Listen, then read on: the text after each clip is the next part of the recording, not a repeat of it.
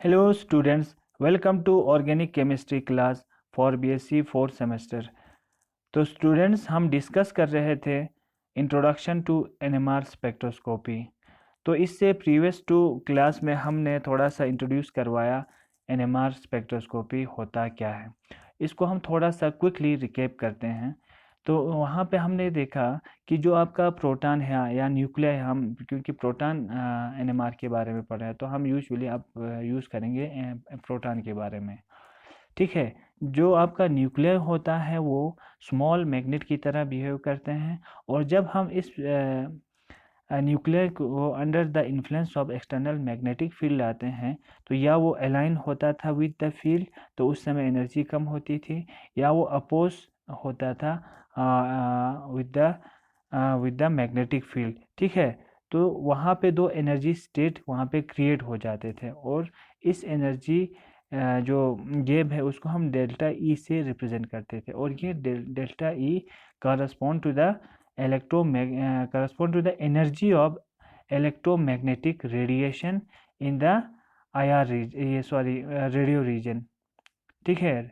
तो radio reason में ये फॉल होता था। इसका मतलब जब हम कोई भी radiation in the radio wave region से यहाँ पास करेंगे तो यहाँ पे आपका जो है यहाँ से न्यूक्लियाई फ्लिप हो जाएगा अल्फा स्टेट से बीटा स्टेट में with the absorption of energy. ठीक है। तो वहाँ पे हमें इसके एनएमआर के सिग्नल मिल जाएंगे। तो इसके अलावा हमने ये भी देखा कि जो आपका प्रोटॉन होता है वो तो उसमें मतलब सिर्फ न्यूक्लियस तो नहीं होता, इसके सराउंडिंग में अपने इलेक्ट्रॉन्स होते हैं, उसके शेल्स में या उसके बॉन्डिंग इलेक्ट्रॉन्स होते हैं। तो वो भी तो सर्कुलेट करते हैं। जब वो सर्कुलेट करते हैं तो वो सेकेंडरी मैग्नेटिक फील्ड प्रोड्यूस करते हैं। वो secondary magnetic field applied magnetic field को क्या करते थे, अपोज करते थे, जिसकी वजह से हम कहते थे कि ये जो मैग्नेटिक फील्ड है फील्ड इस प्रोटॉन को क्या हो जाएगा, कम फील हो जाएगा, इसलिए इसका नाम पड़ा था शील्ड हो गया। ठीक है। और इस इफेक्ट को हम डायमैग्नेटिक डिशील्डिंग इफेक्ट कहा था। लेकिन इसके अलावा भी बहुत सारे इलेक्ट्रॉन्स होते हैं इस प्रोटॉन्स के सराउंडिंग में दूसरे एटम्स के। ठीक है ना। वो भी तो सर्कुलेट करेगा, लेकिन वो डिपेंड करता है कि वो कौन सी पोजीशन पे इसके with respect to this proton उनका डायरेक्शन क्या है, उनकी पोजीशन क्या है। तो उसके बेस्ड पे या तो वो इलेक्ट्रॉन्स जो सेकेंडरी मैग्नेटिक फील्ड जनरेट करते थे या वो अलाइन विद द फील्ड होता था, या वो अपोज करता था अप्लाइड मैग्नेटिक फील्ड को, जिसकी वजह से आपके जो आपका मैग्ने ये न्यूक्लियर है वो कभी अब फील्ड जब वो अलाइन विद द फील्ड होते थे तो ये ज़्यादा फील जो है फील करते थे ये, यानी ये हम कहते थे ये डिशील होते थे। ठीक है ना। तो इस इफ़ेक्ट को हमने कहा था डिशील्डिंग इफ़ेक्ट। या कभी कभी वो जो सेकेंडरी मैग्नेटिक फील्ड प्रोड्यूस हुआ सराउंडिंग के इलेक्ट्रॉन की वजह से, या क्या करता था वो अपोज करते थे, तो हमें यहाँ से मैग्नेटिक फील्ड को बढ़ाना पड़ता था, इसलिए हम कहते थे कि ये क्या हुआ, डिशील हुआ। इस इफ़ेक्ट को हमने क्या नाम दिया था, डिशील्डिंग इफ़ेक्ट। यानी यहाँ पे शील्डिंग भी हो सकती है, डिशील्डिंग भी हो सकती है, दोनों इफ़ेक्ट यहाँ पे हो सकता है। ठीक है। ये चीज़ हमने देखा था। फिर इसके बाद जिसकी वजह से शील्डिंग या डिशील्डिंग की वजह से, जैसे फॉर एग्जांपल एक प्रोटॉन की यहाँ पे एब्जॉर्प्शन होनी चाहिए थी, लेकिन शील्ड की वजह से ये थोड़ा इधर चला जाता है, डिशील्डिंग की वजह से थोड़ा इधर हो जाती है। यानी इस शील्डिंग और डिशील्डिंग की इफेक्ट की वजह से वो जहाँ पे उसका सिग्नल आना चाहिए था वहाँ नहीं आते थे, थोड़ा इधर उधर शिफ्ट हो जाते थे। इसलिए इस शिफ्ट का नाम हमने क्या रखा था, केमिकल शिफ्ट। इसको क्या कहते हैं, केमिकल शिफ्ट कहते हैं। केमिकल क्यों, क्योंकि ये जो शिफ्ट हुआ है because of the electrons in the chemical bonds, उन केमिकल बॉन्ड्स में जो इलेक्ट्रॉन थे उनकी सर्कुलेशन की वजह से ये शिफ्ट या तो ऊपर की तरफ हुआ अप फील्ड शिफ्ट, जहाँ शील्ड हुआ था वहाँ अप फील्ड की तरफ हुआ था, और जहाँ डिशील्ड हुआ था वहाँ डाउन फील्ड शिफ्ट हुआ था। इसलिए इसको हमने क्या नाम दिया था, शील्डिंग और डिशील्डिंग इफेक्ट। फिर हमने देखा कि हम तो ऐसे मेजर करना मुश्किल हो जाता है हमें कि शील्ड कितना हुआ, डिशील्ड कितना हुआ, कितना शिफ्ट हुआ। तो इसके लिए एक रेफरेंस यहाँ पे एक कंपाउंड रखा था TMS टेट्रा मिथाइल सिलेन, जिसका हम 0 वहाँ पे पुट करते थे उसकी इसकी पोजीशन को, फिर इस विथ रेस्पेक्ट टू दिस 0 फिर हम यहाँ पे स्केल बनाते थे NMR का, जो हम डेल्टा वैल्यू से डिनोट करते थे। ठीक है ना, ये delta independent of the field होता था। किसी भी NMR इंस्ट्रूमेंट में मेजर करें डेल्टा का वैल्यू सेम रहता था, इसलिए हम इसको इंडिपेंडेंट ऑफ द फील्ड कहते थे। ठीक है, तो यहाँ पे एक चीज़ हमेशा याद रखना कि शील्डिंग और डीशील्डिंग की वजह से ही आपका जो प्रोटॉन्स है वो हम आइडेंटिफाई कर पाते हैं। अगर शील्डिंग डीशील्डिंग इफेक्ट नहीं होता तो हम प्रोटॉन को आइडेंटिफाई नहीं कर पाते। तो इसलिए मैंने ये भी कहा था, यहाँ पे याद रखना कि हम जब TMS को ऐसे ड्रा करते हैं, ये वाला TMS क्या होता है, हाईली शील्डेड रीजन होता है, क्योंकि 12 प्रोटॉन्स होते हैं जो हाईली शील्ड होते हैं।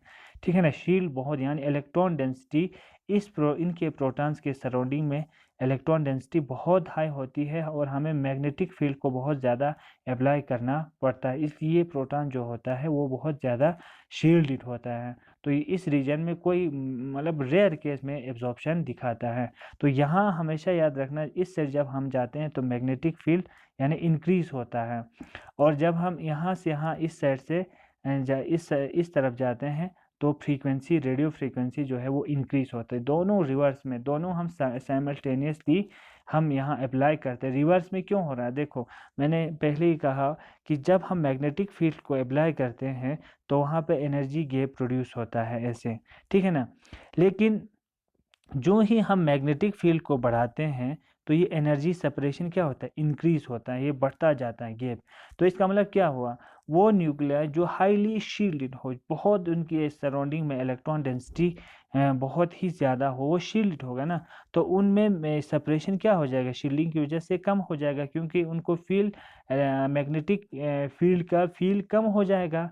और वो न्यूक्लियाई जो डीशील्डेड हो, जिनके सराउंडिंग में इलेक्ट्रॉन डेंसिटी कम हो, बहुत ही डीशील्ड हो, तो यहाँ से हम मैग्नेटिक फील्ड जब अप्लाई करते हैं तो उनको बाहर वाला और अपना जो सराउंडिंग में सेकेंडरी मैग्नेटिक फील्ड दोनों प्लस होके बहुत ज़्यादा फील होगा ना, तो ये गैप फिर बढ़ जाएगा, क्योंकि हमें पता था कि this gap is directly proportional to applied magnetic field. जितना मैग्नेटिक फील्ड जितना स्ट्रॉन्ग होता है, ये गैप बढ़ता चला जाता है।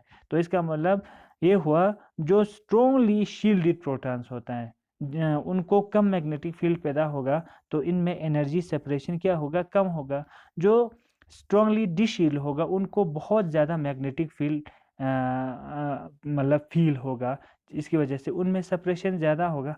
अब किसको एनर्जी ज़्यादा चाहिए एक्साइटेशन के लिए, रेडियो फ्रीक्वेंसी में, तो इसमें सेपरेशन कम है, तो इसको एब्जॉर्प्शन होने के लिए रेडियो फ्रीक्वेंसी यानी हमें जो इलेक्ट्रोमैग्नेटिक रेडिएशन की फ्रीक्वेंसी कम चाहिए, इसलिए वो एब्जॉर्प्शन कम फ्रीक्वेंसी पे दिखाएगा। मींस जो हाईली डिशील्डेड प्रोटॉन्स है वो TMS के पास अपनी एब्जॉर्प्शन पीक्स दिखाते हैं, और जो स्ट्रांगली शील्डेड नहीं होते यानी डिशील्डेड होते हैं उनमें एनर्जी गैप बहुत ज़्यादा है ना, इनको हमें इलेक्ट्रोमैग्नेटिक रेडिएशन डालना पड़ेगा हाई फ्रीक्वेंसी वाले, क्योंकि गैप बहुत कम है, यहाँ से यहाँ बहुत ज़्यादा है, तो वो उनको फ्रीक्वेंसी ज़्यादा, फ्रीक्वेंसी यहाँ इस साइड इंक्रीज हो रहा है ना, इस साइड, तो यहाँ से यहाँ एब्जॉर्प्शन दिखाएगा, फ्रीक्वेंसी यहाँ इंक्रीज करना पड़ता है। तो याद रखना बस इतना छोटा सिंपल सा तरीके से कि जो हाईली डिशील्डेड प्रोटॉन्स होता है वो उनको फ्रीक्वेंसी कम चाहिए होता है, तो इसलिए फ्रीक्वेंसी कम चाहिए, मैग्नेटिक फील्ड ज़्यादा चाहिए। ठीक है, वो उल्टा है।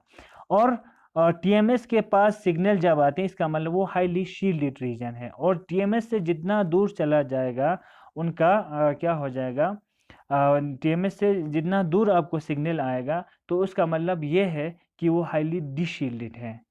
ठीक है, यानी डॉन फील्ड शिफ्ट हो जाता है, TMS से बहुत दूर चला जाता है, इसको मैग्नेटिक फील्ड कम चाहिए होता है। ठीक है, फ्रीक्वेंसी हाई। तो इन शॉर्ट इतना याद रखो कि हमें पता है जो केमिकल शिफ्ट है मेजर हम कैसे करते हैं कि TMS से, कि ये TMS से कितनी दूर पे इसका सिग्नल आ रहा है, कि TMS से कितनी दूरी पे कितना वो शिफ्ट हो रहा है। TMS से 0, ये 1 था, ये 2 था, ये 3 था, ये 4, तो एक का केमिकल शिफ्ट कितना आ रहा है, 4 डेल्टा आ रहा है, एक का डेल्टा का वैल्यू 1 आ रहा है, मीन्स एक का 1 आ रहा है, एक का 4 आ रहा है। इसका मतलब क्या है, जो ये वाला रीजन है जो 1 पे आ रहा है डेल्टा 1 जिसका केमिकल शिफ्ट कम आ रहा है, टीएमएस के पास जिसका सिग्नल आ रहा है वो हाईली शील्डेड है, और जो टीएमएस से दूर आ रहा है जिसका डेल्टा का वैल्यू बहुत ज़्यादा आ रहा है, 4 आ रहा है, वो हाईली क्या है, डीशील्डेड है, यानी उसके पास इलेक्ट्रॉन डेंसिटी कम है। तो ये चीज़ हमने कल देखा था। फिर कुछ फैक्टर देखे थे कि कौन से फैक्टर है जो इस शील्डिंग और डीशील्डिंग इफेक्ट को बढ़ाते हैं या कम करते हैं। तो ये देखा कि एक था इलेक्ट्रोनेगेटिविटी का इफेक्ट। इलेक्ट्रोनेगेटिविटी जितना स्ट्रॉन्ग होता है, जैसे हाइड्रोजन के साथ ऑक्सीजन होता है, जितना इसकी इलेक्ट्रोनेगेटिविटी ज़्यादा होगी, इलेक्ट्रॉन डेंसिटी इस ऑक्सीजन की तरफ शिफ्ट जो हो जाएगा, जितना शिफ्ट हो जाएगा इलेक्ट्रॉन की डेंसिटी यहाँ कम हो जाएगा। इसका मतलब ये डिशील्ड हो जाएगा, यानी इसका वैल्यू डेल्टा ये टीएमएस से दूर आएगा। लेकिन अगर यहाँ पे इलेक्ट्रोनेगेटिविटी कम होगी तो ये टीएमएस के पास आएगा। फिर हमने देखा एक एन आइसोट्रोपिक इफेक्ट, यानी वो डायरेक्शन ऑफ द फील्ड पे, डायरेक्शन ऑफ द सैंपल या डायरेक्शन ऑफ द फील्ड पे डिपेंड करते थे।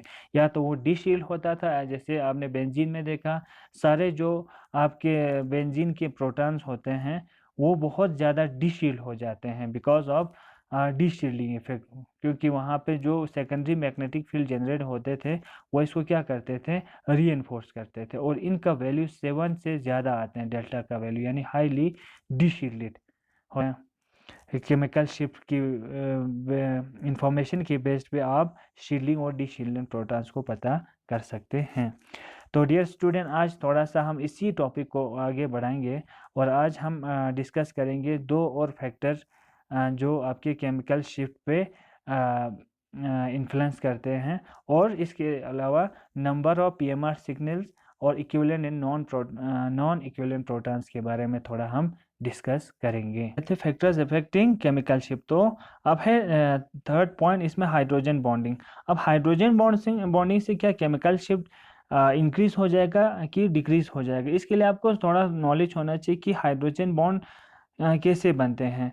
से फॉर एग्जांपल आपका अल्कोहल है, ये ROH है ना, अल्कोहल में ROH बॉन्ड होता है। इलेक्ट्रोनेगेटिविटी ऑक्सीजन का हाई होता है एज कम्पेयर टू हाइड्रोजन। तो इस डिफरेंस ऑफ इलेक्ट्रोनेगेटिविटी की वजह से ऑक्सीजन पे पार्शियल नेगेटिव चार्ज डेवलप होने लगता है, और हाइड्रोजन पे पार्शियल पॉजिटिव चार्ज डेवलप होने लगते हैं। और अब हमें पता है कि एक ही तो अल्कोहल का मॉलिक्यूल नहीं होगा, लाखों में होगा, तो ऐसे बहुत सारे बनेंगे। हम दो का यहाँ पे एग्जाम्पल लेते हैं, तो इसमें भी पार्शियल पॉजिटिव चार्ज, इसमें भी पार्शियल नेगेटिव चार्ज होगा, ठीक है ना। जब ये अपोजिट पोल्स एक दूसरे के पास आ जाते हैं तो इनमें क्या होता है, एक फोर्स ऑफ अट्रैक्शन प्रोड्यूस होता है यहाँ पे। इस फोर्स ऑफ अट्रैक्शन की वजह से हाइड्रोजन और ऑक्सीजन क्या आने लगते हैं, पास आने लगता है, तो एक किस्म का वहाँ पे एक बॉन्ड डेवलप होने लगता है, और इसको हम कहते हैं हाइड्रोजन बॉन्डिंग, क्योंकि हाइड्रोजन के थ्रू ये बॉन्ड बन रही है। वहाँ पे एक रियल तो बॉन्ड नहीं बन रही, बिकॉज ऑफ इलेक्ट्रोस्टैटिक अट्रैक्शन की वजह से वहाँ पे बॉन्ड बन रही है। अब हमें हमें देखना है कि अब क्या इस हाइड्रोजन के सराउंडिंग में इलेक्ट्रॉन डेंसिटी अब इंक्रीज हो रहा है कि डिक्रीज हो रहा है। देखो, अब हाइड्रोजन के पास, जो प्रोटॉन के पास एक ही तो इलेक्ट्रॉन है, वो ऑक्सीजन के साथ शेयर कर रहा था, बॉन्ड कर रहे थे। अब ये इसके साथ भी दूसरे ऑक्सीजन के साथ भी शेयर करने लगे हैं, तो ये दो इलेक्ट्रोनेगेटिव और दो ऑक्सीजन इसको अपनी तरफ क्या कर रहे हैं, अट्रैक्ट कर रहे हैं, जिसकी वजह से हाइड्रोजन पे इलेक्ट्रॉन डेंसिटी क्या हो जाएगा, इलेक्ट्रॉन डेंसिटी लो हो जाएगा, डिक्रीज हो जाएगा। और जब भी हमें पता है कि इलेक्ट्रॉन डेंसिटी कम होती है तो उसको हम क्या कहते हैं, डीशील्ड होते हैं।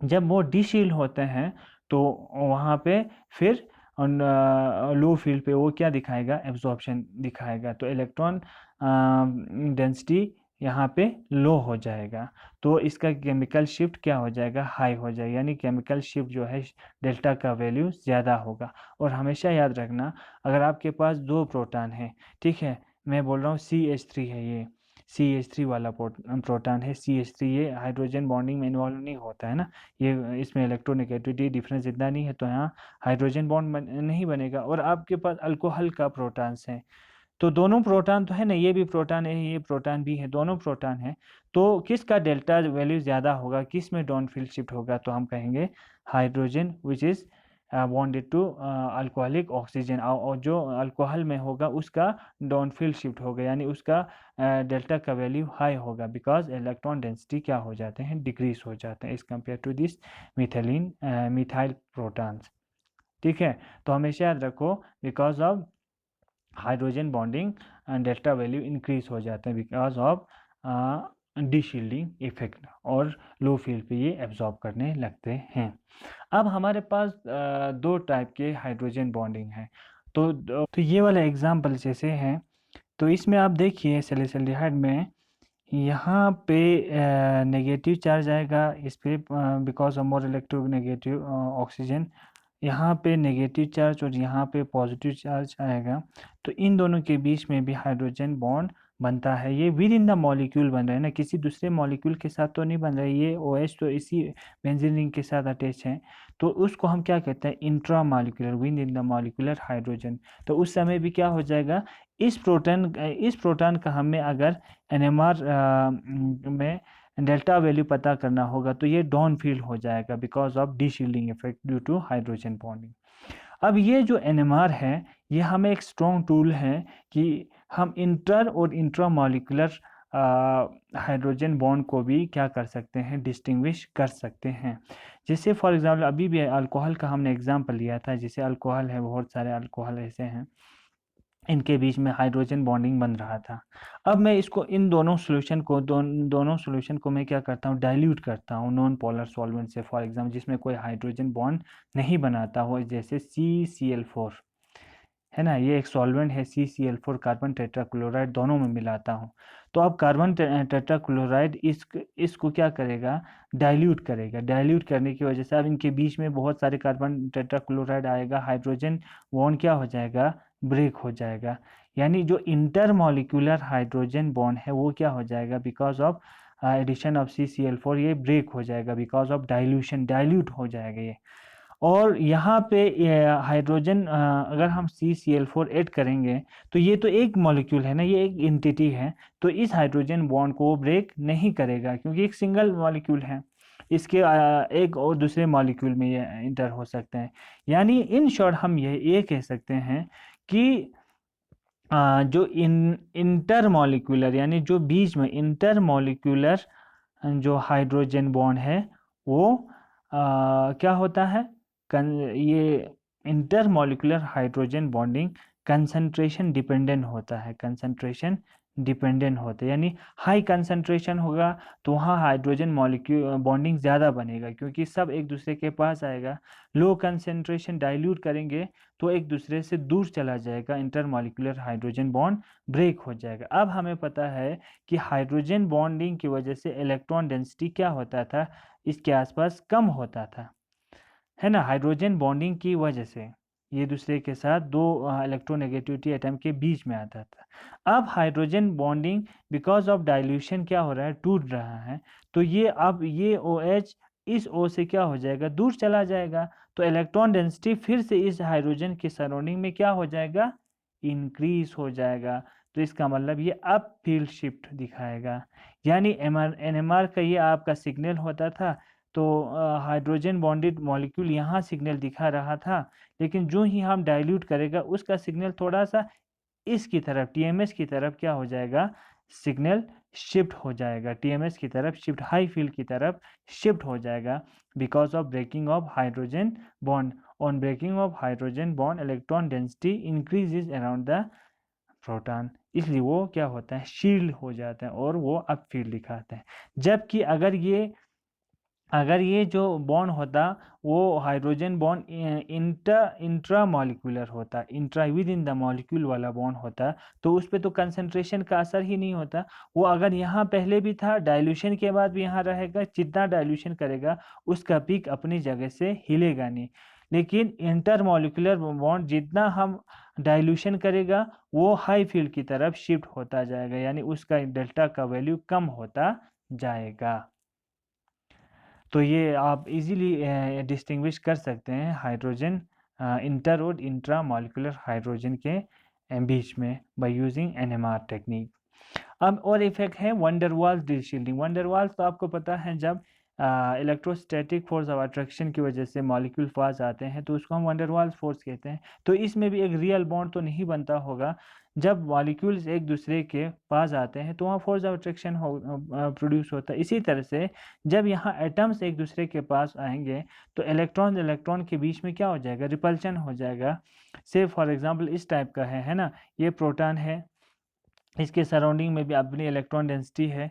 ये कोई कार्बन या बड़ा सा ग्रुप है, इसके भी सराउंडिंग में इलेक्ट्रॉन है ना। वो वह केमिकल बॉन्ड की वजह से ये दो अगर पास में आते हैं तो इलेक्ट्रॉन डेंसिटी एक दूसरे को क्या करेगा, रिपल करेगा ना। ये इसको रिपल करेगा, ये रिपल करेगा। जब ये रिपल करेगा तो इलेक्ट्रॉन डेंसिटी यहाँ से इससे दूर चला जाएगा इस प्रोटॉन की वजह से।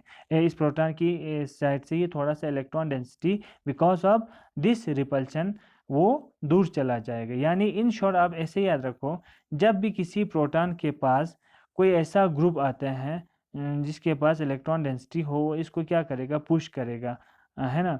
जब पुश करेगा इलेक्ट्रॉन डेंसिटी इससे दूर चला जाएगा तो उसके सराउंडिंग में इलेक्ट्रॉन डेंसिटी क्या हो जाती है, कम हो जाती है। जब इलेक्ट्रॉन डेंसिटी कम होगा तो कौन से फील्ड पे दिखाएगा, थोड़ा सा इसका डेल्टा वैल्यू लो फील्ड की तरफ शिफ्ट हो जाएगा, डेल्टा वैल्यू हाई हो जाएगा, ठीक है ना।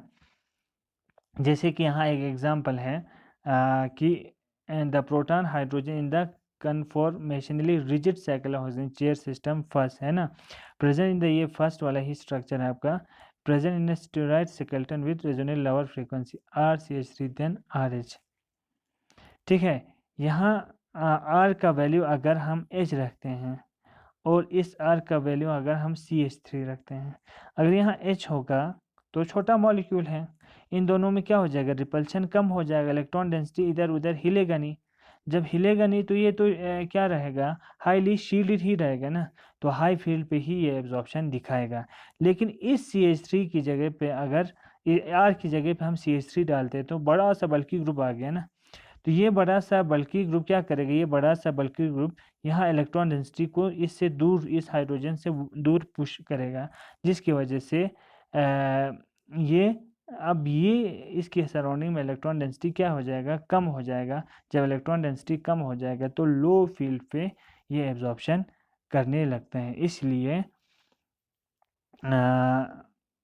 RCH3 जब होता है वो लो फील्ड पे एब्जॉर्प्शन करते हैं when R is equal to H। तो इस तरह से, लेकिन वहाँ पे एक दूसरे के सामने आने चाहिए, दूर नहीं। ये रिजिड सिस्टम है ना, वरना जैसे आपके अल्केन में तो वो रोटेट होते रहते हैं, वहाँ पे इसका इतना असर नहीं होता। इस टाइप का वंडर वाल डिशील्डिंग ऐसे रिजिड स्ट्रक्चर में ही ज़्यादा प्रोमिनेंट होते हैं, ठीक है। तो ये था सारा कौन सा फैक्टर केमिकल शिफ्ट को मतलब जो होता है वो कैसे अप फील्ड या डाउन फील्ड चेंज होती है, वो सारा डिपेंड कर रहा था इलेक्ट्रॉन डेंसिटी। कोई भी फैक्टर इलेक्ट्रॉन डेंसिटी को प्रोटॉन की सराउंडिंग से कम करता है तो वो क्या होता था, डिशील्ड होता था और डेल्टा वैल्यू इंक्रीज होता था, ठीक है। और कोई भी प्रोटॉन की सराउंडिंग में अगर कोई इलेक्ट्रॉन डेंसिटी को बढ़ाते हैं तो वो शील्ड हो जाएगा, वो अप फील्ड दिखाएगा और डेल्टा वैल्यू कम हो जाएगा। यहाँ पे आप इस चार्ट को जितना हो सके थोड़ा सा मेमोराइज करने की कोशिश करो, इस थोड़ा सा अपने दिमाग में रखो कि क्या हो रहा है, ठीक है ना। इस वैल्यू के बेस पे आप कोई भी केमिकल कंपाउंड फिर इजीली डिस्टिंग्विश कर पाएंगे। जैसे ये प्रोटॉन है, ये वाला आपका प्राइमरी अल्काइल है ना, इसमें जो 3 प्रोटॉन है, ठीक। अब इस जो थोड़ा सा हाईलाइट करके है ना, मोटा जो प्रोटॉन जो हाईलाइट करके है, हम उसी के बारे में डिस्कस करने जा रहे हैं। अगर हमें NMR में इस H का हमें एब्जॉर्प्शन ये फ्रीक्वेंसी देखना है, यानी डेल्टा का वैल्यू देखना है इन शॉर्ट, तो क्या आएगा, देखो सेकेंडरी में भी तो यही CH2 है, टर्सरी में CH है कि नहीं। अब डिफरेंस क्या हो रहा है इनमें, डिफरेंस हो रहा है कि इनके सराउंडिंग में जो है यहाँ R1 है, यहाँ पे R2 है, यहाँ 3 है, यानी बल्कि ग्रुप्स इनके सराउंडिंग में R और कम हो रहा है, तो इलेक्ट्रॉन डेंसिटी यहाँ कम हो रहा है, जिसकी वजह से ये फिर से डाउनफील्ड शिफ्ट दिखाएगा। यहाँ पे तो आपको बताया कि कार्बन डबल बॉन्ड है, तो कार्बन जो है यहाँ पे क्या होता है, कार्बन, एक मिनट आपको ऐसे समझाना पड़ेगा, sp2 होता है, sp3 होता है और sp होता है ना, 3 हाइब्रिडाइजेशन होता है। sp2 हाइब्रिडाइज कार्बन भी हो सकता है, sp3 भी होता है, sp भी होता है। तीनों कार्बन जो होता है, मैंने इससे पहले आपको समझाया था, तीनों क्या होता है, अलग अलग इनका नेचर होता है। इसका इलेक्ट्रोनेगेटिविटी और इसका इलेक्ट्रोनेगेटिविटी में काफ़ी डिफरेंस होता है। जितना एस कैरेक्टर किसी में आ जाते हैं, जैसे एस पी में कितना एस कैरेक्टर है, यहाँ पे जो है sp3 sp2 और sp, 3 कार्बन है। से फॉर एग्जांपल एक कार्बन sp3 हाइब्रिडाइज्ड है, एक कार्बन sp2 है, एक कार्बन sp हाइब्रिडाइज्ड है, ठीक है ना। यहाँ कितने ऑर्बिटल हैं, यहाँ पे हाइब्रिड ऑर्बिटल 4 है ना, 3 के p के 3 है ना, p के 1 2 3 p के हैं, 3 ऑर्बिटल p के हैं, 1 2 ये पूरे यहाँ तक p के ऑर्बिटल है, सिर्फ का s के सिर्फ 1 है। यानी अगर इसको हम 4 भागों में डिवाइड करते हैं तो क्या हो जाएगा, 25% 25% 25% 25% हो जाएगा ना। यानी 75% इसमें क्या है, p कैरेक्टर है, 25% इसमें एस कैरेक्टर है। ऐसे बोल सकते हैं, अगर ये 4 ऑर्बिटल है तो 4 भागों में डिवाइड, तो एस कैरेक्टर sp3 में सिर्फ 25% है। sp2 में कितना हो जाएगा, sp2 में टोटल 3 है ना, 1 2 3, 3 में से 2 है आपका p, सिर्फ 1 है s, तो p 2 है ना, 3 को 100 से डिवाइड, 100 में 3 पार्ट्स को डिवाइड करेंगे तो 33% आता है ना। तो 33 मीन्स 66% इसमें p कैरेक्टर है और 33% इसमें क्या है, एस कैरेक्टर है, ठीक है। और एस पी की बात करते हैं तो सिर्फ 2 ऑर्बिटल है, यानी एक एस है एक पी है, यानी 50-50% है, यानी एस कैरेक्टर यहाँ 50% हो रहा है।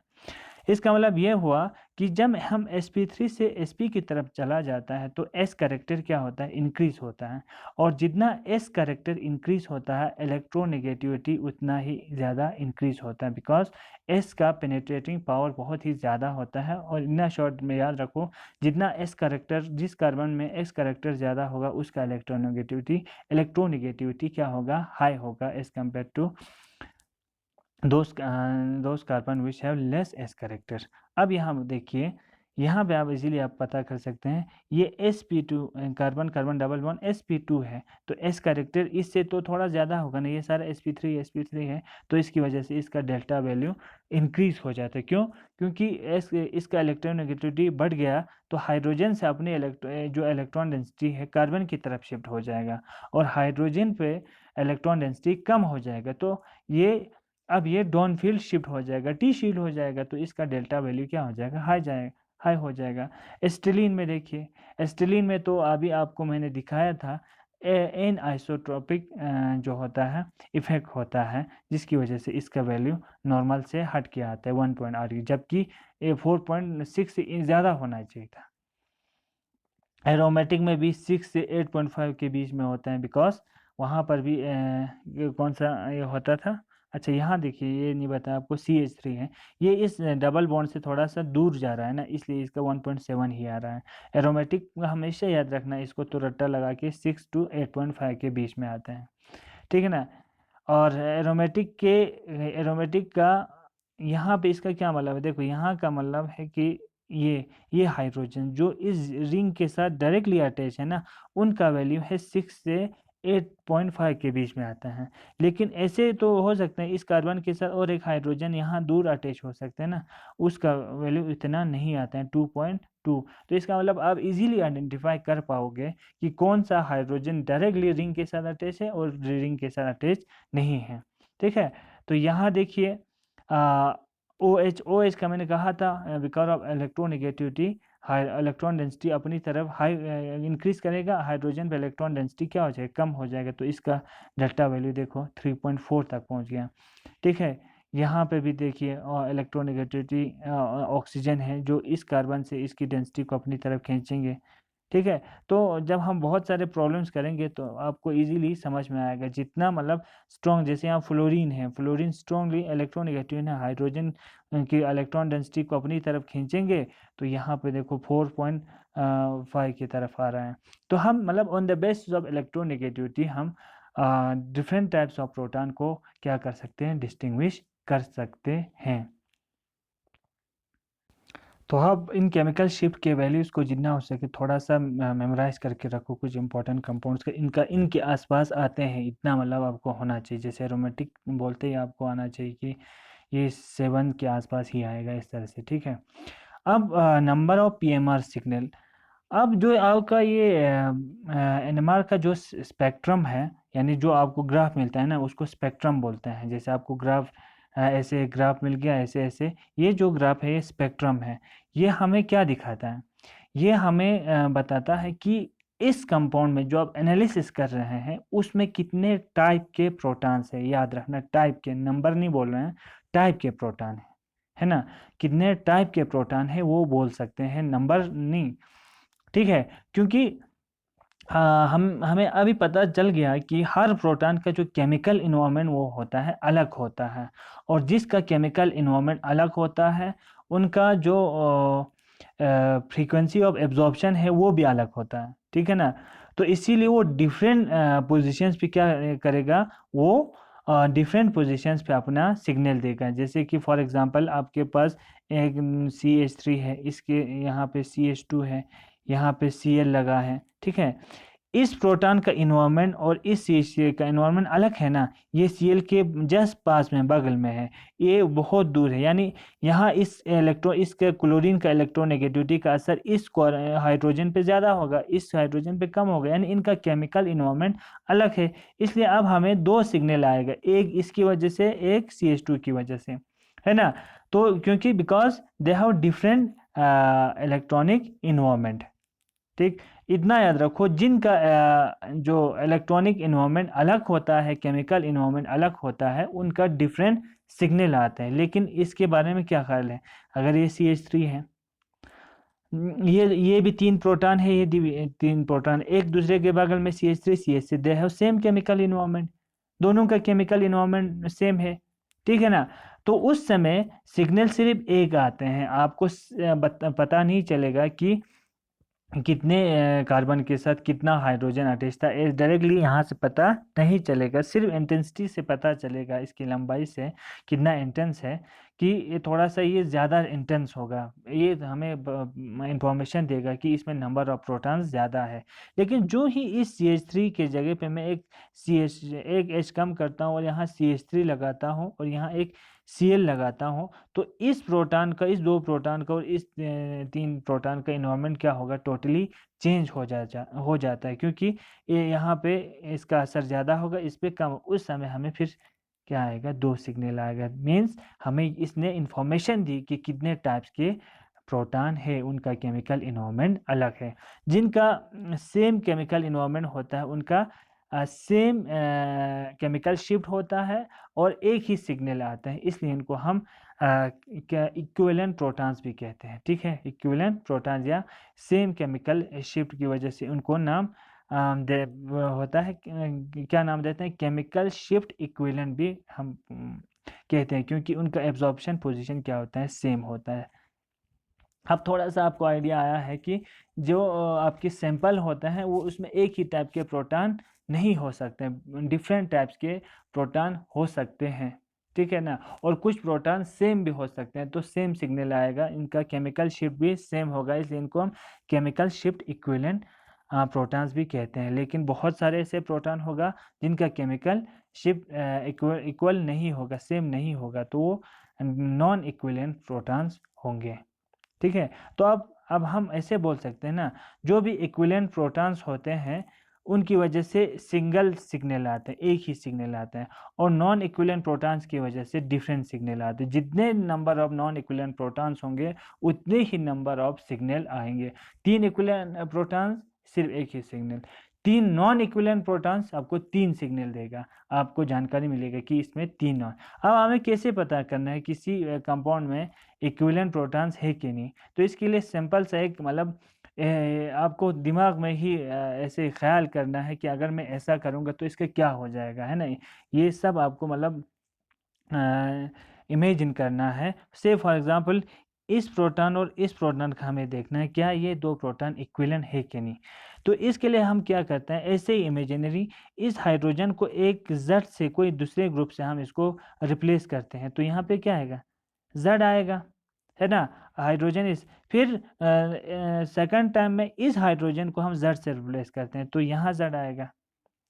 ठीक, अब देखेंगे Z से रिप्लेस करने के बाद ये स्ट्रक्चर और ये स्ट्रक्चर क्या सेम है, ये स्ट्रक्चर और ये स्ट्रक्चर Z से दोनों हाइड्रोजन को, जिसको हम इस हाइड्रोजन और इस हाइड्रोजन को कंपेयर करना था ना, दोनों को Z से एक एक करके रिप्लेस करना है। फिर इसके बाद हमें देखना है क्या ये दोनों जो आपको पेयर बना, एक ये वाला एक ये वाला, तो क्या दोनों सेम है।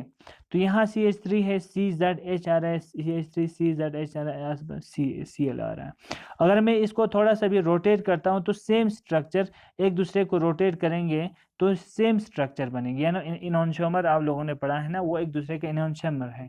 तो इस टाइप के प्रोटॉन जो बिल्कुल मतलब अपने जगह को, अपने इस पोजीशन को किसी और ग्रुप से हम रिप्लेस करते हैं तो उसके दोनों स्ट्रक्चर में चेंज जब नहीं आते हैं तो उस टाइप के प्रोटॉन्स को हम क्या कहते हैं, इक्विवेलेंट प्रोटॉन्स। ठीक है ना, देखो आपने इसको भी चेंज किया, ये आ गया, इसको चेंज करके ये आ गया, तो इसके बाद मैं बोलता हूँ अब दोनों में से कौन सा हटाया, तो आप नहीं बोल पाएंगे क्योंकि दोनों स्ट्रक्चर क्या टोटली सेम है। अगर सेम स्ट्रक्चर बनते हैं रिप्लेसमेंट से तो वो इक्विवेलेंट प्रोटॉन्स है। ठीक है, अगर यहाँ की बात करते हैं, ये प्रोटॉन और विनाइल के दो प्रोटॉन है ना, ये दोनों प्रोटॉन्स हैं। अब ये दो और ये दो इक्विवेलेंट है क्या, क्योंकि इसमें ये और ये तो इक्विवेलेंट थे। अब ये दो प्रोटॉन इक्विवेलेंट है कि नहीं अब देखेंगे। ठीक है, अब अगर मैं इसकी जगह Z डालता हूँ, सॉरी पहले इन्होंने ये शुरू किया, चलो इसकी जगह Z डालता हूँ, ये वाला स्ट्रक्चर बनेगा और यहाँ पे हाइड्रोजन आएगा। ठीक है, फिर इसके बाद यहाँ पे इसको चेंज करता हूँ, इसको हो इन्होंने इसको थोड़ा सा मिस्टेक किया है, यहाँ हाइड्रोजन ही है, यहाँ Z है। ठीक है, अब यहाँ मैंने Z लगा दिया। अब दोनों स्ट्रक्चर को अब कंपेयर कीजिए, क्या दोनों स्ट्रक्चर सेम है। यहाँ देखो CH3 के जस्ट बगल में H है, यहाँ पे CH3 के जस्ट बगल में Z आ गया, CH3 यहाँ पे Br के बगल में Z आ गया, यहाँ Br के बगल में H आ गया, means these two structure are not equivalent, so these two protons are not also equivalent. तो इस टाइप के जो प्रोटॉन्स को हम कहेंगे नॉन इक्विवेलेंट प्रोटॉन्स। अब हम बोल सकते हैं इस प्रोटॉन और इस प्रोटॉन की वजह से एक ही सिग्नल आएगा, because these two protons are equivalent. अब इस प्रोटॉन और इसकी ये जो प्रोटॉन है दे आर नॉट इक्विवेलेंट। ठीक है ना, दोनों का इन्वायरमेंट अलग है। आप ऐसे भी देख सकते हैं, अगर आप इसको एक्सचेंज भी नहीं करेंगे ना, ऐसे ही देख सकते हैं। देखो इस हाइड्रोजन के बगल में CH3, इस बगल में CH3, इसके बगल में Cl, इसके बगल में Cl, दोनों इक्विवेलेंट प्रोटॉन। यहाँ देखिए इसके बगल में, इस हाइड्रोजन के बगल में CH3, इस हाइड्रोजन के बगल में Br, पहले ही पता चल गया दिस आर नॉट इक्विवेलेंट। तो इसकी वजह से अलग सिग्नल आएगा, इसकी वजह से अलग सिग्नल आएगा, इसमें हमें दो सिग्नल मिलेंगे NMR के। तो इस तरह से, तो इसका मतलब इन शॉर्ट हम ये कहेंगे जितना number of non equivalent protons होता है उतने नंबर ऑफ NMR सिग्नल आते हैं। ठीक है, तो आप इसको याद रखेंगे। अब आपको कुछ एग्जाम्पल से समझाने की कोशिश करेंगे कि इंडिकेट, ये एग्जाम्पल फर्स्ट है, indicate the kinds of proton in number of PMR signal in the following compound. इसमें कितना सिग्नल पॉसिबल है, इसमें कितना सिग्नल पॉसिबल है, इसमें कितना सिग्नल पॉसिबल है, आपको ये दिखाना है। तो सबसे पहला वाला मैं आपको करके दिखाता हूँ। CH3 CH2 CH2 Cl है ना, यानी क्लोरोप्रोपेन है। CH3 CH2 CH2 फिर Cl है, क्लोरोप्रोपेन है। ठीक है, ये क्लोरोप्रोपेन है, 3 है। इसका मतलब हमारे पास एक प्रोटॉन ये है। ठीक है, ये वाला एक किस्म का प्रोटॉन, ये एक प्रोटॉन, ये प्रोटॉन। अब देखेंगे क्या सारे प्रोटॉन सेम है। हम फिलहाल आप ये याद रखना कि जो दो हाइड्रोजन इस कार्बन के साथ अटैच है ना, वो इक्विवेलेंट प्रोटॉन्स है। हमेशा जो सेम कार्बन के साथ अटैच होगा वहाँ पे, क्यों देखो, क्योंकि ये इस टाइप का प्रोटॉन होगा ना, हाइड्रोजन हाइड्रोजन हाइड्रोजन, इसी से, और ये रोटेट करता रहता है, ये बिल्कुल मॉलिक्यूल टम्बलिंग करता रहता है, प्रोटॉन ये रोटेट करता रहता है। तो ये बिल्कुल इस टाइप के प्रोटॉन को आप सिंगल बॉन्ड से अगर वो अटैच है तो वो इक्विवेलेंट ही मानेंगे। ठीक है, जब तक कोई ऐसा डबल बॉन्ड आके फिर इसकी रोटेशन को ब्रेक ना कर दे, तब तक ये इक्विवेलेंट ही रहता है। तो अब देखेंगे ये दो भी इक्विवेलेंट है एक दूसरे से, ये तीन भी इक्विवेलेंट है। फिलहाल हमारे पास ये टाइप के प्रोटॉन्स हैं। आप देखेंगे कि ये CH2 वाला प्रोटॉन, ये CH2 वाला प्रोटॉन और ये CH3 वाला प्रोटॉन क्या सेम है एक दूसरे से? अब थोड़ा सा इसके बारे में सोचिए। तो यहाँ पे कौन सा ग्रुप लगा है? Cl यानी इलेक्ट्रोनेगेटिव क्लोरीन लगा है। यहाँ पे इस CH2 के जस्ट बगल में यानी जिससे डायरेक्टली अटैच Cl अटैच है।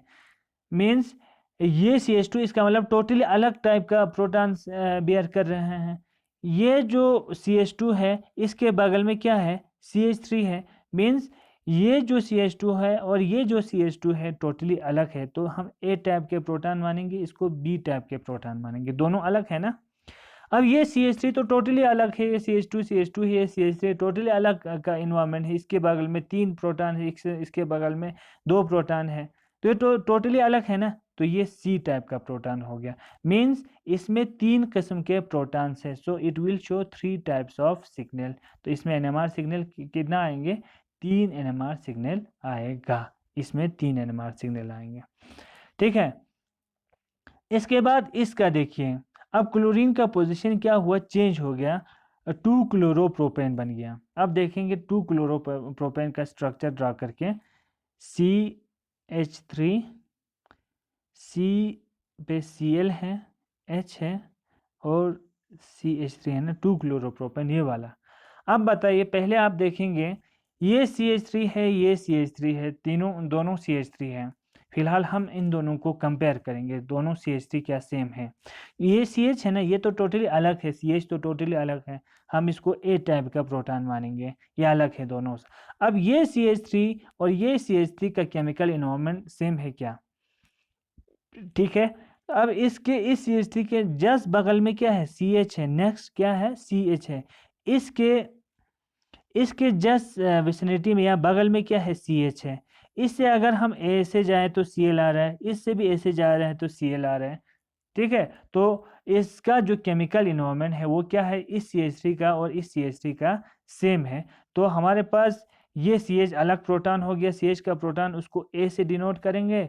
CH3 और ये CH3 दोनों सेम है, दोनों का प्रोटॉन सेम है, B से रिप्रेजेंट करेंगे। तो इसके पास 2 टाइप के प्रोटॉन्स हैं, तो इसमें 2 किस्म के हमें NMR के सिग्नल बनेंगे, एक CH3 का, एक CH का, है ना। और याद रखना, इसको CH3 के प्रोटॉन्स को हम मिथाइल के प्रोटॉन्स कहेंगे।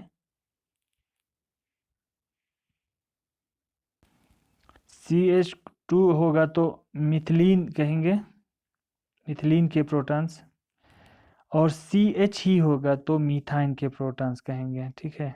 तो अब इतना याद रखो, इसका मतलब इसमें मिथाइल के दो टाइप्स के मिथाइल प्रोटॉन हैं और एक क्या है? मिथाइन प्रोटॉन टाइप का है। तो इसमें 2 टाइप के सिग्नल आएंगे, CH3 CO CH3, यानी यहाँ पे आपका ये वाला स्ट्रक्चर है स्टोन का, C+O CH3 CH3।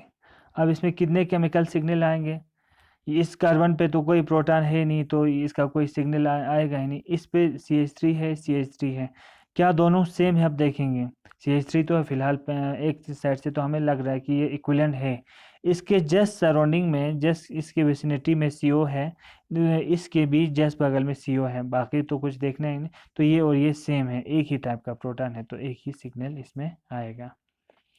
अब है आपको draw the structure formula of each of the following compound. आपको पहले स्ट्रक्चर ये करना है, ड्रॉ करना है। Label all sets of equivalent proton, फिर इसके बाद बोलना है how many NMR do you expect from it. पैराजाइलिन, vinyl chloride, cyclobutane, di ethyl ether, 2 iso. इसको मैं थोड़ा सा आपको समझाता हूँ एक एक करके। पैराजाइलिन से शुरू करते हैं। पहले पैराजाइलिन है, पहले आपको बेंजीन रिंग पे 2 CH3 है ना, एक दूसरे के पैरा आते हैं ना, इसको हम पैराजाइलिन बोलते हैं। इस पे भी हाइड्रोजन है, इस पे भी हाइड्रोजन है, इस पे भी हाइड्रोजन है, इस पे भी हाइड्रोजन। अब देखते हैं इसका कितना NMR सिग्नल निकलता है, ठीक है। ये भी सबसे पहले हम देखेंगे CH3 वाले प्रोटॉन्स को, क्योंकि हमें दिख रहा है सीधे ये CH3 एक है, ये CH3 है। क्या ये दोनों CH3 सेम है? जो CH3 के प्रोटॉन, हम याद रखना, हम जो भी सिग्नल ले रहे हैं वो हाइड्रोजन का आ रहे हैं, प्रोटॉन्स का कार्बन का लेना देना ही नहीं है, ठीक है। जो भी प्रोटॉन आ रहे हैं वो हाइड्रोजन, इस तीन की वजह से, इस तीन की वजह से आ रहे हैं। अब पहले देखेंगे क्या ये दो प्रोटॉन सेम है CH3, बाकी तो H है ना, उसको हम बाद में देखते हैं। CH3 क्या दोनों सेम है? देखो अगर इसको मैं ऐसे बीच से एक लाइन लगाता हूँ ना, ये एक दूसरे का बिल्कुल मिरर इमेज बन रहा है, एक दूसरे का हाफ हाफ सेम दिख रहा है ना। ऐसे घर में एक एक ऐसा एक लगाओ, एक दूसरे का मिरर इमेज दिख रहा है, मीन्स ये CH3 तो ये CH3 सेम होगा ना। तो ये एक टाइप का प्रोटॉन हो गया, ये एक टाइप का प्रोटॉन हो गया। फिर इसके बाद ये हाइड्रोजन इसका मेरा ये सारा सेम है ना। देखो अगर हम इस CH3 के पास में देखते हैं तो एक बेंजीन रिंग है, फिर एक CH3 अटैच है। इस CH3 को भी देखेंगे, इस वाले को, तो इससे भी ये बेंजीन रिंग अटैच है, ये तो CH3 इक्विवेलेंट था। अब ये प्रोटॉन और ये प्रोटॉन देखेंगे क्या सेम है। देखो बिल्कुल इसी बेंजीन रिंग पे सारा अटैच है, इसी बेंजीन रिंग पे, उसी बेंजीन रिंग के जस्ट बगल में यहाँ CH3, यहाँ CH3, दोनों में CH3 अटैच है। मीन्स जो प्रोटॉन्स यहाँ है, यहाँ है, यहाँ है, यहाँ है, सब सेम इन्वायरमेंट में है, सबका सेम इन्वायरमेंट है। तो ये बी टाइप का प्रोटॉन, अगर इसको बी बोलेंगे तो ये भी इसके साथ मतलब सेम है, बी है। ये भी बी टाइप का ही है, ये भी बी टाइप का है, सारा सेम है, सिर्फ CH3 और CH3 अलग है। बाकी बेंजीन रिंग पे जो प्रोटॉन है उनका भी केमिकल इन्वायरमेंट सेम है। तो हमें दो टाइप के सिग्नल आएंगे, एक एरोमेटिक बेंजीन के साथ जो हाइड्रोजन अटैक है, और जो मिथाइल ग्रुप का जो प्रोटॉन है उसका आएंगे। विनाइल क्लोराइड, विनाइल ग्रुप कौन सा होता है? ये C double bond C vinyl बोलते हैं। इस पे अगर Cl होगा तो विनाइल हो गया, हाइड्रोजन हाइड्रोजन हाइड्रोजन, ये हो गया। अब यहाँ कोई फ्री रोटेशन नहीं है, ये हाइड्रोजन एक कार्बन के साथ अटैच है, लेकिन फिर भी अलग अलग इसको कंसिडर हम करेंगे, ठीक है। यहाँ C डबल बॉन्ड C है विनाइल क्लोराइड का।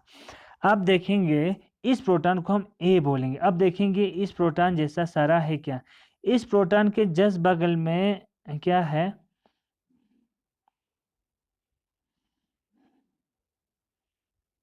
यहाँ हम ऐसे देखेंगे, ये हाइड्रोजन था ना, इस प्रोटॉन के जस्ट विसिनिटी में एक हाइड्रोजन है, और इस हाइड्रोजन के विसिनिटी में यहाँ भी हाइड्रोजन है, ठीक है।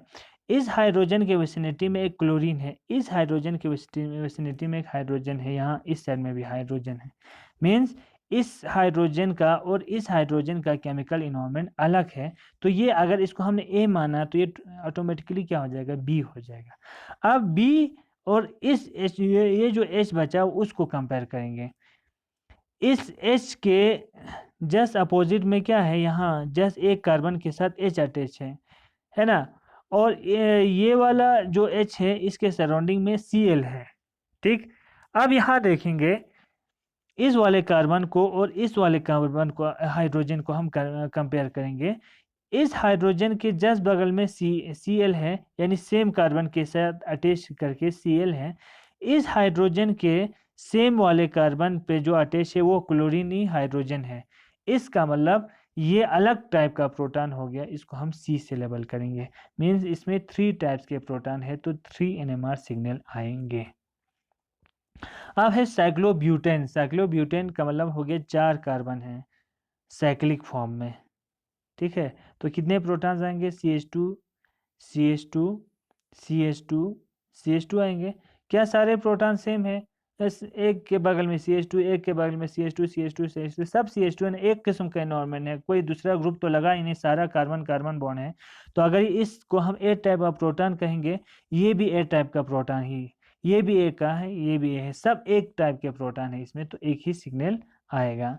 और अगर हम डाई इथाइल ईथर की बात करते हैं, ईथर है, ठीक है, ईथर है, ये बीच में O आएगा, इथाइल ग्रुप है आसपास में CH2 CH3, डाई इथाइल है यानी दो हैं CH3। अब देखेंगे CH3 वाले प्रोटॉन को हम पहले A से डिनोट करेंगे, देखेंगे कहीं और CH3 है क्या। हाँ, यहाँ पे एक CH3 है।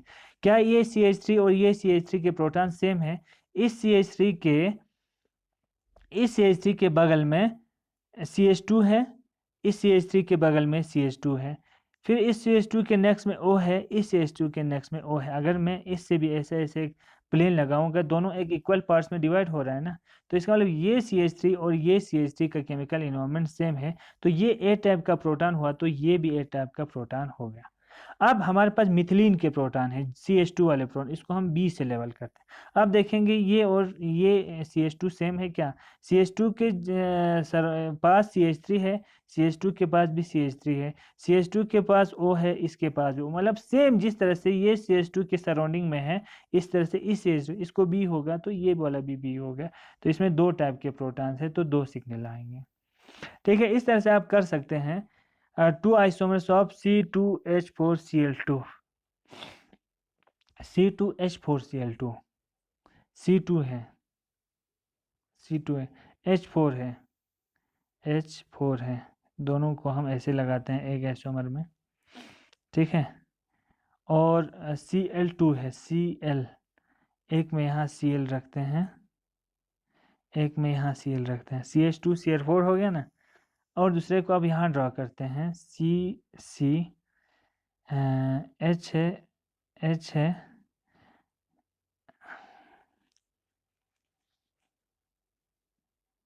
अब देखिए अब स्ट्रक्चर मैंने ड्रॉ कर दिया।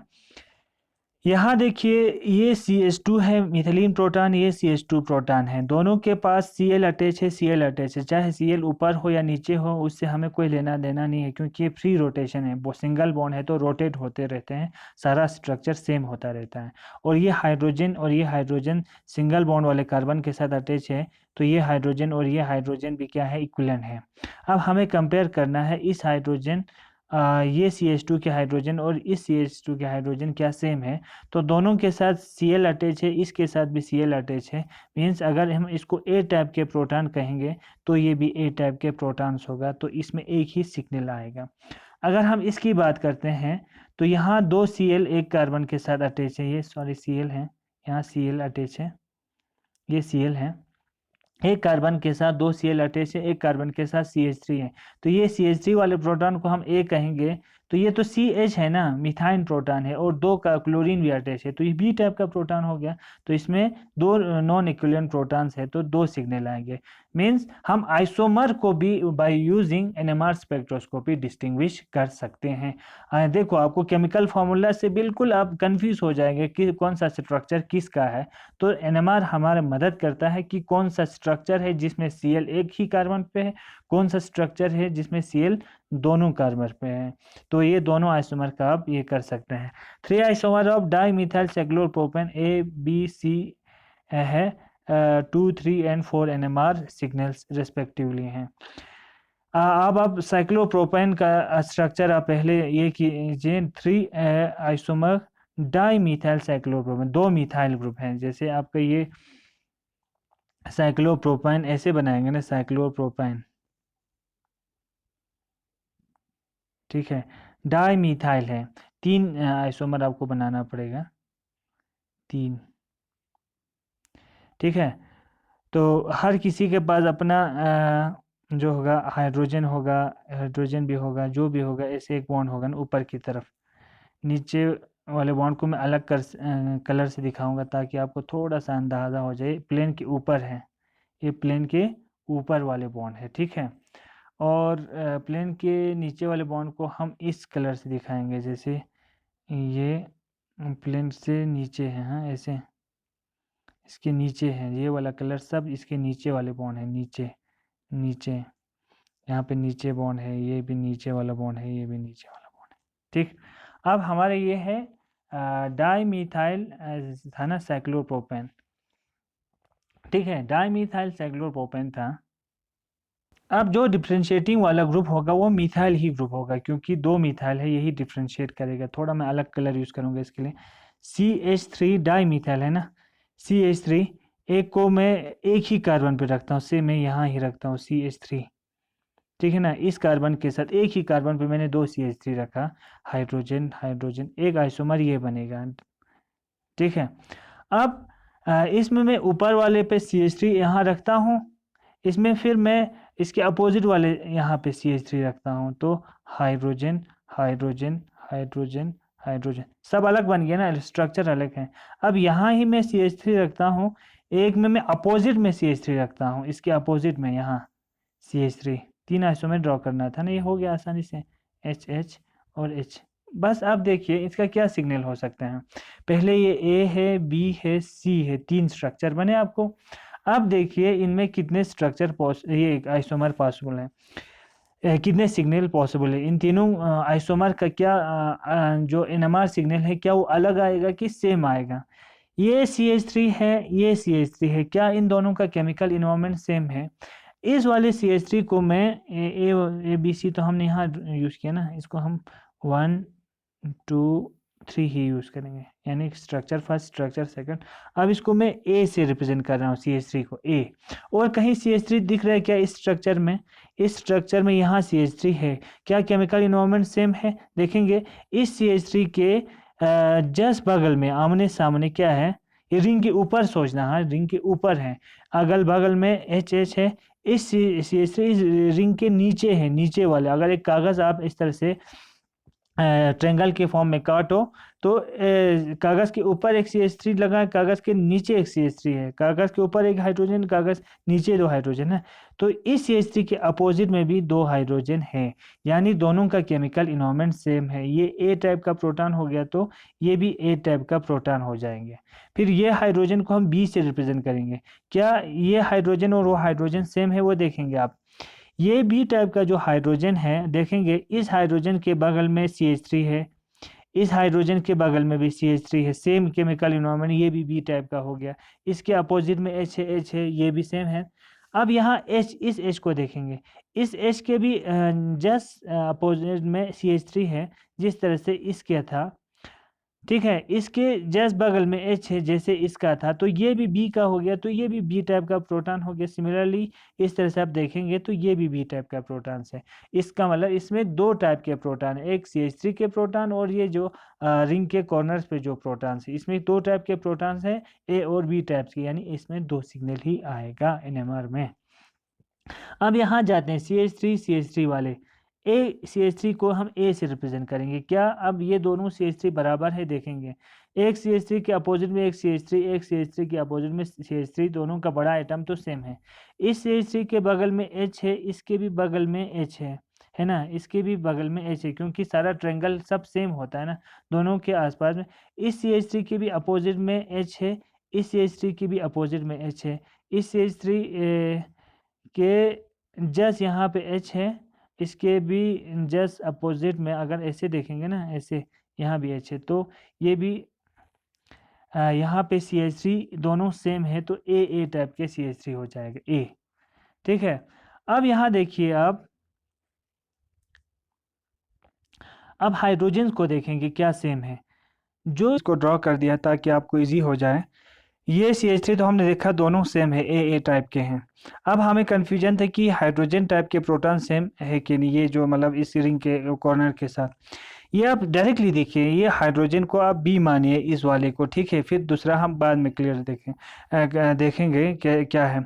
इस हाइड्रोजन के अपोजिट में CH3 है, इस हाइड्रोजन को भी देखिए, इसके अपोजिट में भी CH3 है और सराउंडिंग में HH है। तो इसका मतलब ये प्रोटॉन और ये वाला प्रोटॉन जो अंदर नीचे रिंग के नीचे, वो दोनों सेम है, क्योंकि दोनों के अपोजिट में CH3 है पास में, तो 2 टाइप के प्रोटॉन हो गए। ये हाइड्रोजन देखिए, ये वाला C, जिसको हम C से रिप्रेजेंट करेंगे, C। अब इस हाइड्रोजन और इस हाइड्रोजन को हम क्या करेंगे, कंपेयर करेंगे, क्योंकि इस हाइड्रोजन और इस हाइड्रोजन का ऑलमोस्ट सेम दिख रहा है कि अपोजिट में हाइड्रोजन आ रहा है, ठीक है। अब लेकिन इस हाइड्रोजन के दोनों बिल्कुल बगल में क्या है, 2 CH3 ग्रुप हैं, इसके बगल में 2 छोटे ग्रुप हैं, मीन्स इसका केमिकल इन्वायरमेंट अलग होगा D, क्योंकि हमने अभी अभी वंडरवाल इंट्रैक्शन में पढ़ा कि जहाँ पे 2 मतलब बल्कि ग्रुप ऐसे होगा तो इनमें वंडरवाल इंट्रैक्शन ज़्यादा होगा, तो इस प्रोटॉन का होगा डाउन फील्ड शिफ्ट हो जाएगा ना, इसमें वंडरवाल इंट्रैक्शन इतना नहीं होगा तो अब फील्ड शिफ्ट हो जाएगा, यानी डेल्टा वैल्यू थोड़ा सा कम आ जाएगा। मीन्स इसका ABCD टाइप के प्रोटॉन से, यानी 4 टाइप के प्रोटॉन से, 1 2 3 4 सिग्नल इसमें आएंगे इस आइसोमर में, ठीक है। अब दूसरा आइसोमर हमने ड्रा किया था, इसको मैं अलग से फिर ड्रॉ करता हूँ। अब थर्ड स्ट्रक्चर हमने ये वाला ड्रॉ किया था, ठीक है। अब ये भी CH3 है, ये भी CH3, देखते हैं दोनों का केमिकल इन्वायरमेंट सेम है क्या। इस CH3 के अपोजिट में हाइड्रोजन, इस CH3 के अपोजिट में हाइड्रोजन, इस CH3 के यहाँ पे हाइड्रोजन, इस CH3 के यहाँ पे हाइड्रोजन, यहाँ पे हाइड्रोजन, सब सेम है दोनों का एनवायरनमेंट। तो ये ए टाइप का प्रोटॉन होगा, तो ये भी ए टाइप, CH3 का सिग्नल एक ही आएगा। अब इन H को देखेंगे, अब इस H को देखेंगे तो इस H के जस्ट अपोजिट में क्या है, एक CH3 है ना। इस H को भी देखेंगे, इसके जस्ट अपोजिट में CH3 है। तो ये बी टाइप का प्रोटॉन होगा, तो ये भी बी टाइप का प्रोटॉन होगा, दोनों का केमिकल इन्वायरमेंट सेम है।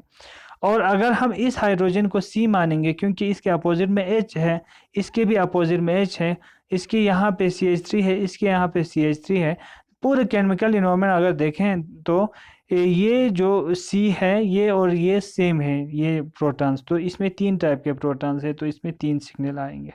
तो इस तरह से आप आइसोमर्स को भी क्या कर सकते हैं, आइडेंटिफाई कर सकते हैं। तो डियर स्टूडेंट्स, आज इसमें भी आपको यही करना है। मैं चाहता हूँ कि आप इसको ट्राई कीजिएगा, इन चारों क्वेश्चंस को।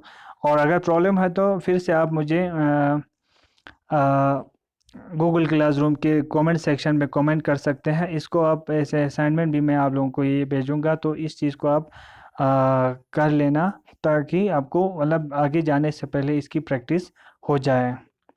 तो स्टूडेंट्स, आज हमने बस सिंपल सा देखा कि इक्विवेलेंस प्रोटॉन्स क्या होते हैं, नॉन इक्विवेलेंट प्रोटॉन्स क्या होते हैं। इक्विवेलेंस प्रोटॉन्स का सेम केमिकल शिफ्ट होता है, नॉन इक्विवेलेंट प्रोटॉन्स का डिफरेंट केमिकल शिफ्ट होता है। तो इसकी वजह से नॉन इक्विवेलेंट प्रोटॉन्स का डिफरेंट आपको NMR सिग्नल मिलते हैं, ठीक है ना। और केमिकल शिफ्ट जिनका सेम होता है उनका एक ही सिग्नल मिलता है। इसके बेस पे हम केमिकल स्ट्रक्चर को एक दूसरे से क्या कर सकते हैं, डिस्टिंग्विश कर सकते हैं। आइसोमर्स को हम डिस्टिंग्विश कर सकते हैं।